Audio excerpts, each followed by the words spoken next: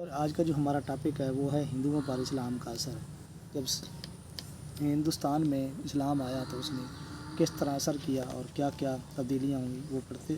اس سے پہلے آپ سے ریکویسٹ ہے کہ آپ نے میرے چینل کو سبسکرائب، لائک اور شیئر کر دیں۔ جب مسلمانوں نے گنگا کے میدان کو فتح کیا تو اس وقت ہندو معاشرہ بے لچک اور زوال پذیر تھا۔ ذات پات کے نظام نے لوگوں کو منقسم کیا ہوا تھا اور مجلسی ناانصافی اور علم مساوات پیدا کرنے کا موجب بھی تھا۔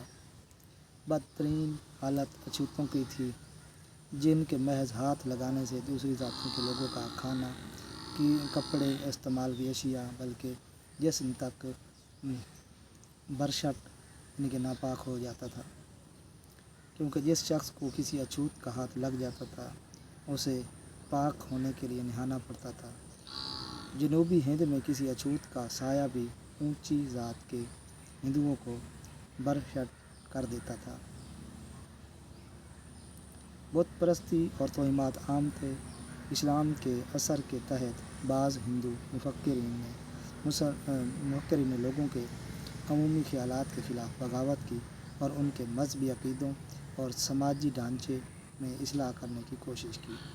بہت سے فرقے جو مخالف درجوں میں اسلام سے قربت رکھتے تھے پیدا ہو گئے، جن میں سے اہم ترین سکھ پنتھ تھا۔ دوسرے مکاتب خیال سے بھگتی طریق بہت مقبول ہوئی، کیونکہ یہ طریق خدا سے محبت پر زور دیتی تھی۔ ہندوؤں میں اونچے طبقوں کے لوگ بڑی خوشحال زندگی بسر کرتے تھے۔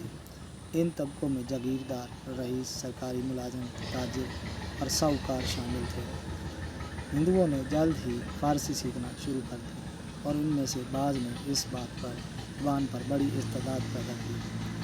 بعض ہندوؤں نے مسلم لباس اور مسلم رسم و رواج کو اپنا لیا اور مسلمانوں کے ساتھ طویل اور گہرے رابطوں میں ہندو معاشرے میں ٹھوس تبدیلیاں پیدا کی۔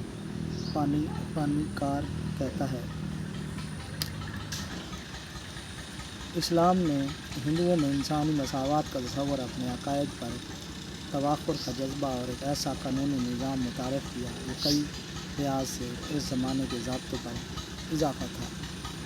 اس دور میں مسلم اور ہندو صوفیوں کے ملے جلے فرقے یا سلسلے بھی ظہور میں آئے۔ محمد شاہ دولہ کا قائم کیا ہوا سلسلہ پنجاب کے سترے، لاہور کی چچو پنتھی، ششمی اور حسینی برہمنی مذہب کے میدان میں ہندو مت پر اسلام کا اثر زیادہ گہرا اور زیادہ دور رس تھا۔ زمانہ وسطیٰ کے ہندو خدا پرستی، بھگتی طریق کا ظہور، ذات پات کے نظام میں نرم دم گھٹنے اور روح کو قتل کرنے والی مذہبی رسوم سے رہائی، ان سب کی جڑیں اسلام کے اثرات میں مشابہ کی جا سکتی ہیں۔ اجتماعی تعلیم جس سے ہندوستان اور ہندوؤں کے عروج کے بہترین ادوار میں ناآشنا رہا، ہندو قوم کے لیے اسلام کا ایک اور تحفہ تھا۔ علاقائی زبانوں کا فروغ اس حوصلہ افزائی اور سرپرستی کا نتیجہ تھا جو ان زبانوں کے ادیبوں کو مسلم حکمرانوں کی طرف سے حاصل ہوئی رہی۔ ان زبانوں کا احیاء غالباً سب سے مؤثر قوت تھی جس نے ہندوؤں کو ایک نئے ثقافتی اور مذہبی عمل کی طرف متوجہ کیا۔ اسلام کا ثقافتی اور مذہبی اثر گہرا اور دور تک سرایت کرنے والا تھا۔ مذہب، نظام فکر، زبان، ادب، فنون، تعمیرات، مصوری، موسیقی، لباس، خوراک، باغبانی، مکانوں اور شہرت کی ساخت اور طرز تعمیر، سب پر مسلم اثرات کا غلبہ ہوا اور زندگی کے ان تمام پہلوؤں میں ثروت مندی اور تنوع پیدا ہوا۔